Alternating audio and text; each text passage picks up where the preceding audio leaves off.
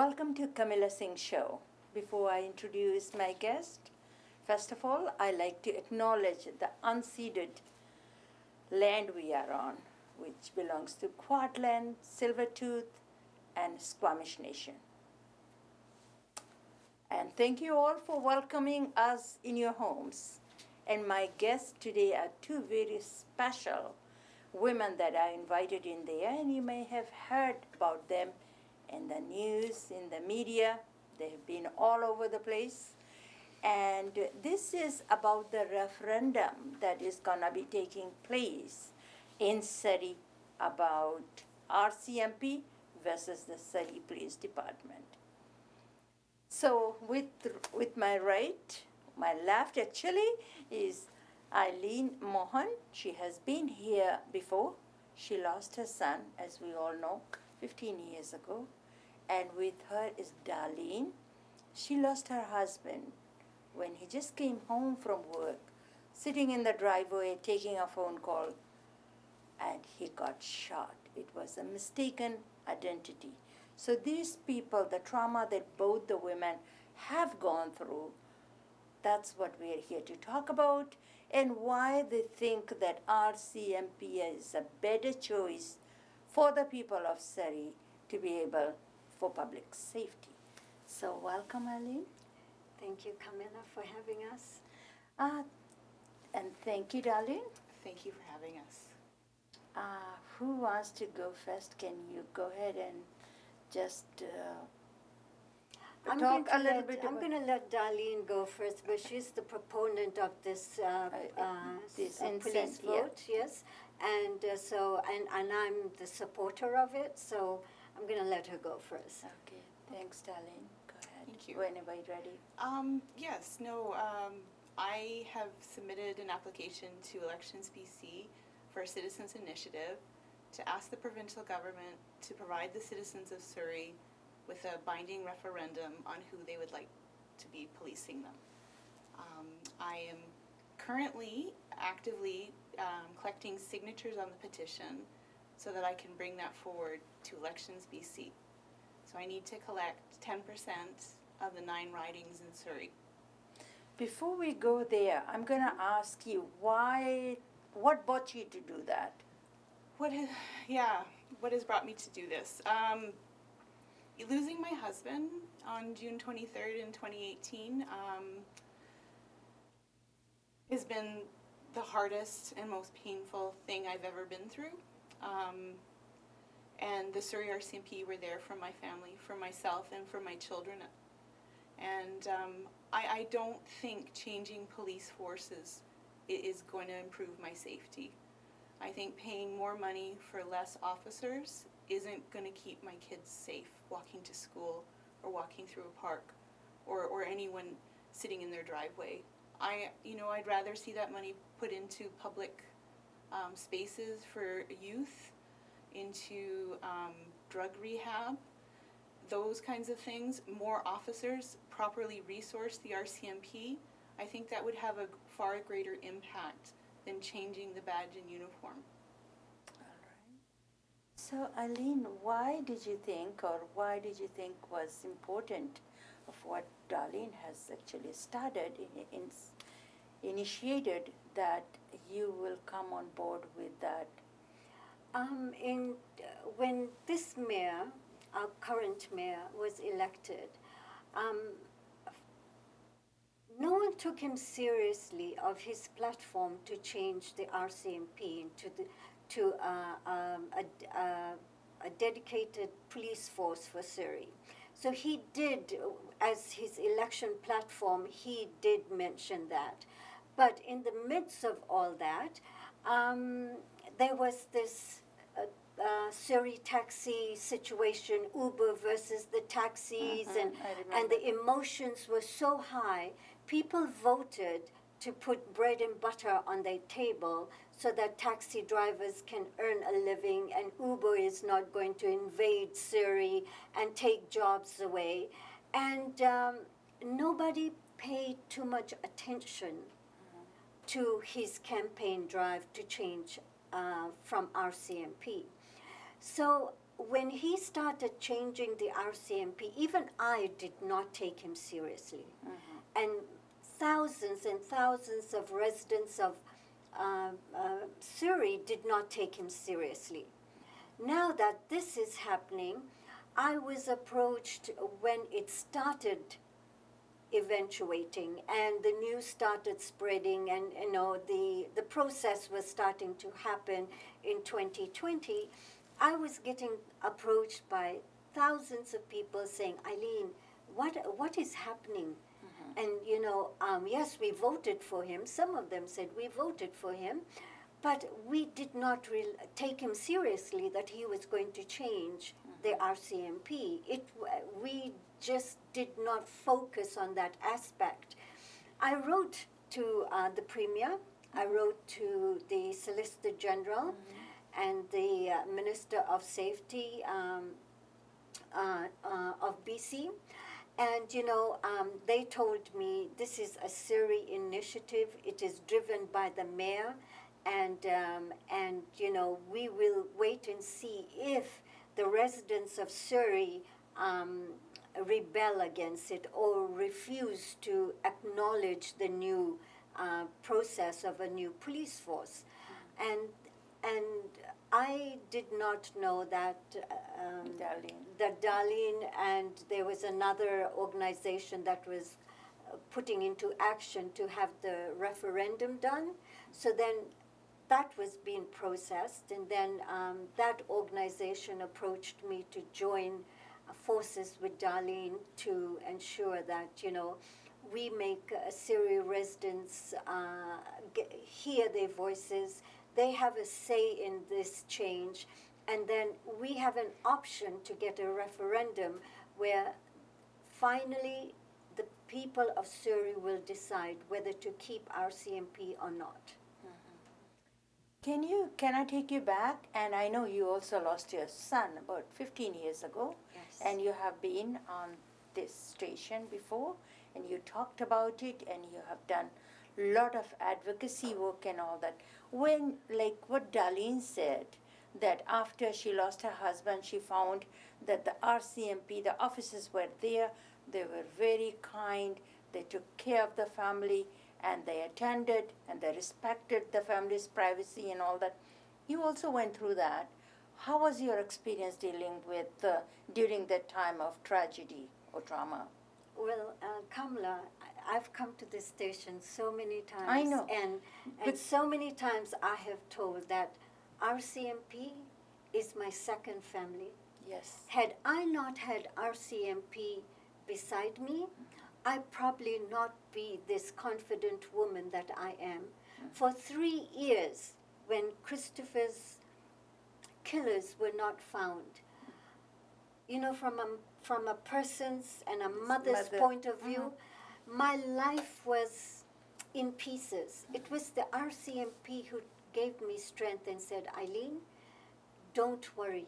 We will be able to give you justice and give Christopher justice. And I'm telling you, they stuck to their word. They were like the family that I never knew existed. After I buried Christopher and everybody left, it was the RCMP who looked after me, who told me, Eileen, you need to get up and, eat. Yes. And they even bought food to me. They even took me grocery shopping when I did not have that energy to do it within me. So I cannot say that there is another organization that can replace the compassionate nature that the RCMP have, the goodness that is instilled within them. When something like this happens, like when Christopher died, and then my entire family broke into pieces, it was RCMP who held me together. It is the experience that they have within the forces to handle a situation like mine.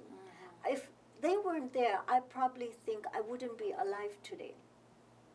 So I'm thinking, how can you replace the compassionate, the goodness, the experience that they have within them and bring in a new force that we don't know about. And plus, the RCMP have so many programs for kids at risk.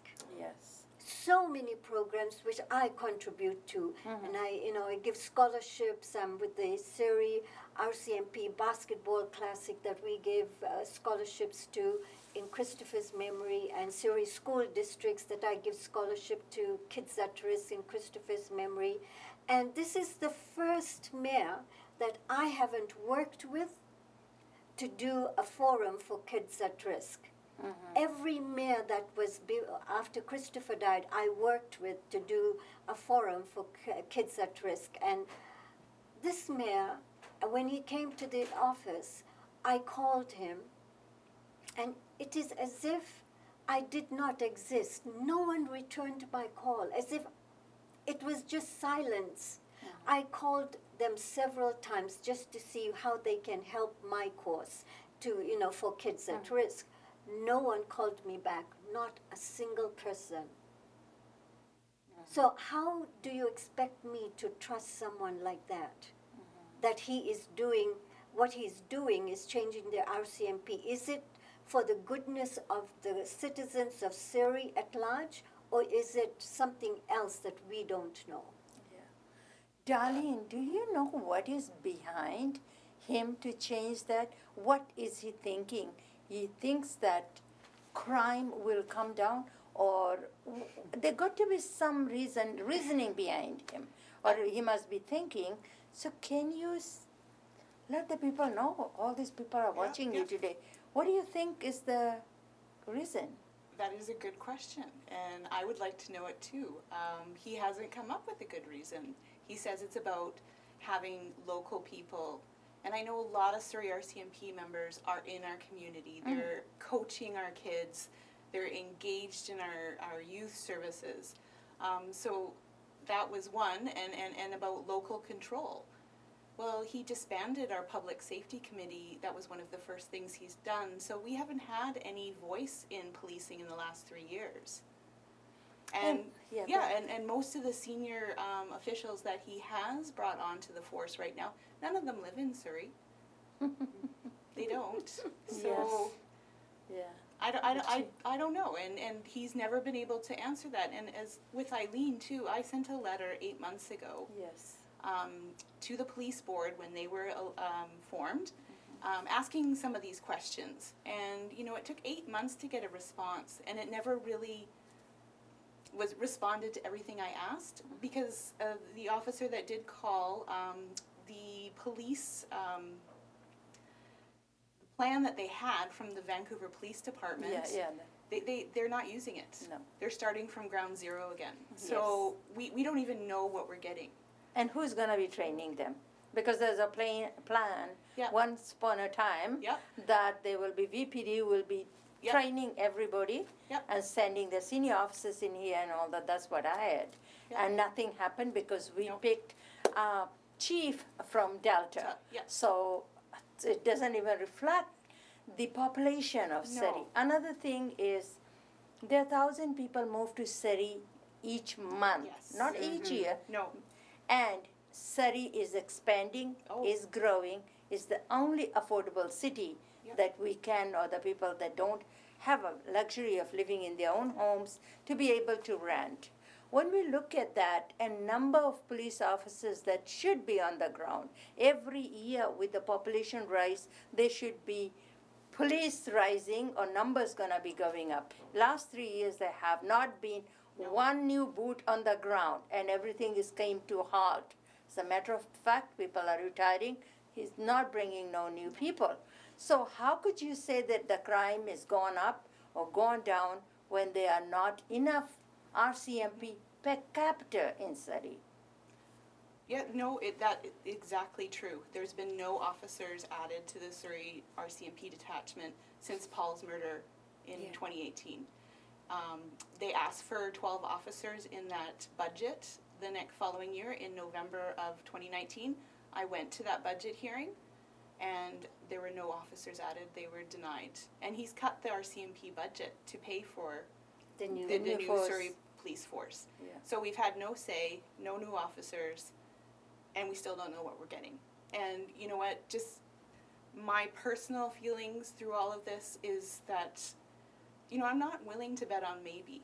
I want safer. I want kids to grow up, to be engaged, to have opportunities. And I just don't think changing the police force is going to be the answer.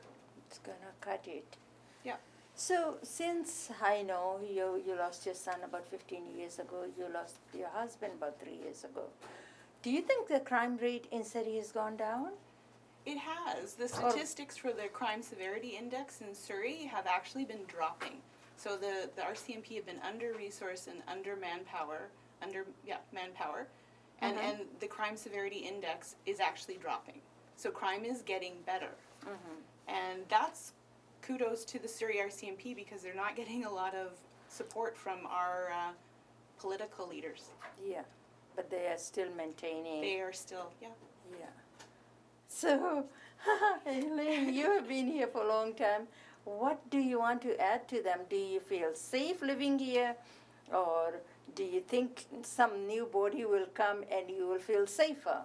Well, my first point of insecurity was that this new police force, on one of the board members, he was associated to Hells Angels. Oh, what? And so I'm thinking, what type of scrutiny is put into the board members in selecting board members? Why can't be board members selected that are normal people like us? Yeah.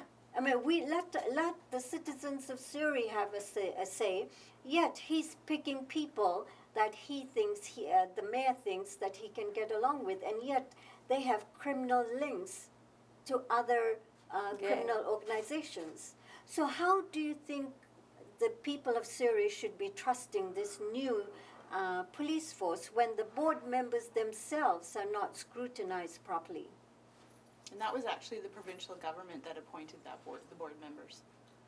That's pretty dangerous. Yes. Yeah. Yes, No, when you're looking at the board. Doesn't give you trust, and you need trust in the police force because you need that connection between community and the police because the public is the eyes and ears. Yeah. They're the ones that need to call in and report crime, and the police are the ones that follow up with it. So if you don't have that trust, you don't have a good police force. So what are you doing to stop this? You are doing something. Lots. The petition is the first thing. So at surreypolicevote.ca, you can find out more information.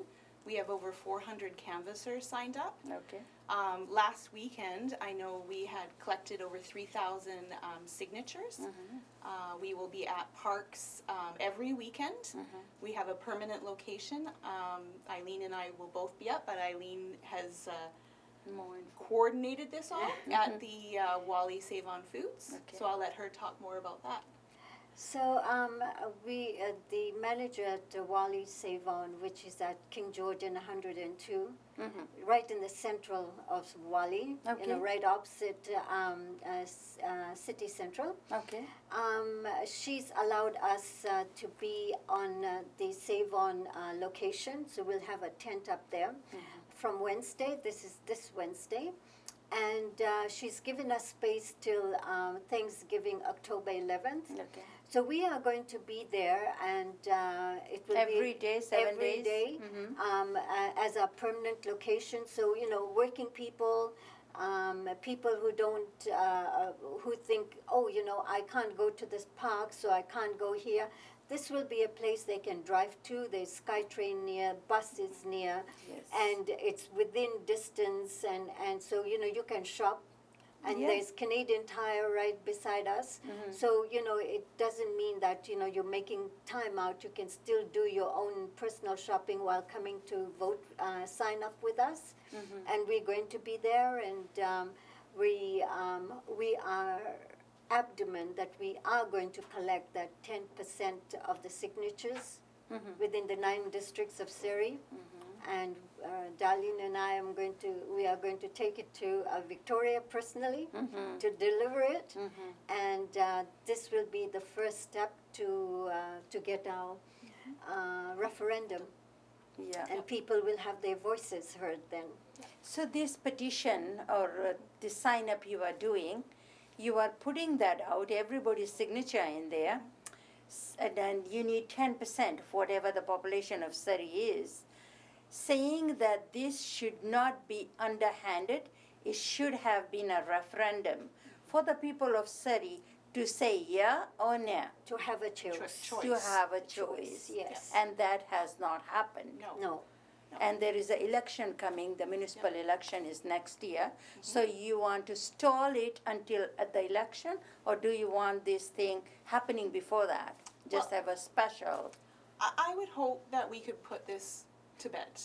That's my whole reasoning for wanting a referendum, that the issue could be put to bed, that people would have a voice in it. They're paying for it. It's for their protection. So they should have a voice in it, and the people of Surrey should make that decision, not 5 politicians. Yes. And also the taxes with the new police force I've been talking. I don't live here, so I can't vote, and I wouldn't pay the taxes either. But they said their taxes are going up or has gone up, and this is without even the new police coming. So once the new police is gonna be enforced, these same people will be paying, their taxes gonna be up, and because everything else during the pandemic has gone up, so their taxes are going up as well. So what do you want to say to the people that are watching you today?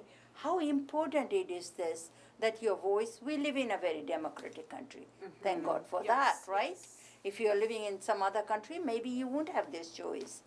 But we live in a very democratic country. Every voice, every signature matters. Yes, it does. So what you want to say to the people that have not signed, or they want to come and find out a little bit more about it, what they're signing, how it's gonna be executed, and things like that. Who wants to go?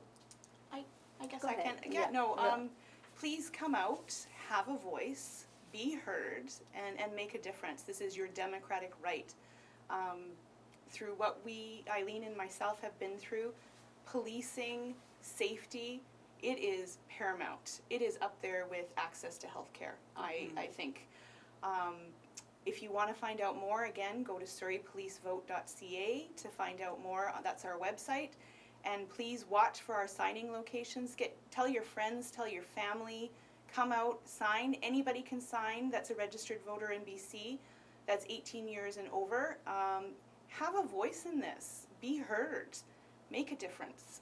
Do they have to live here 3 months, just like 6 months? Oh, 6 months. You have to be a Canadian resident and live in Surrey for the last 6 months. Okay. Oh, I'm really excited that this is happening, and I'm really excited to meet the people. And when I'm on the signing sites that we go out to, a lot of people recognize me. They come and tell me this is what a great thing that we're doing, and I know that we will be successful. And please, I'm asking everybody to come out and have your voices heard. This is not about us. This is also about your personal security. It is about you and you having a say in this. So let's exercise our democratic rights and let's get this done and show. I mean, we need to be respectful to each other. We cannot... it's not that you're elected as a mayor that you can ignore a portion of the society, and you think that's because you're the mayor you can do whatever you like. I mean, there needs to be a respect between elected officials and the citizens that pay the taxes, which is their salary. Right? We are the bosses. You are the taxpayer. Exactly. So they need to be respectful towards us too.